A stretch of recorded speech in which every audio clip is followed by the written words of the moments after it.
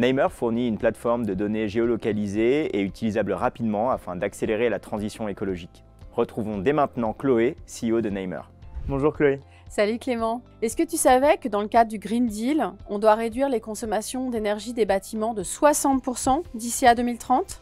Eh bien écoute Chloé, je ne le savais pas, mais justement une question me vient à l'esprit quand on parle de Namer, c'est qu'est-ce que finalement une plateforme de données géolocalisées et comment est-ce que cela aide à l'accélération dans la transition écologique? Ce que nous proposons chez Namer, c'est donc une plateforme de données géolocalisées complètement interopérable. Pourquoi ? Parce que la transition écologique est quelque chose d'écosystémique où on a besoin en fait d'avoir un certain nombre de données pour pouvoir mener ces trajectoires. Et ce que nous avons proposé, c'est de les rendre interopérables grâce à la géolocalisation.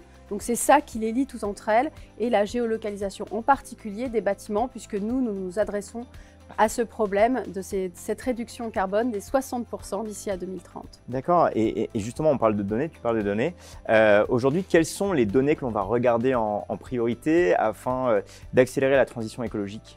Justement, elles sont multiples, on ne va pas regarder une seule donnée, il faut en regarder plusieurs. C'est pour ça que nous décrivons dans un premier temps les bâtiments dans leur morphologie, donc leur volumétrie.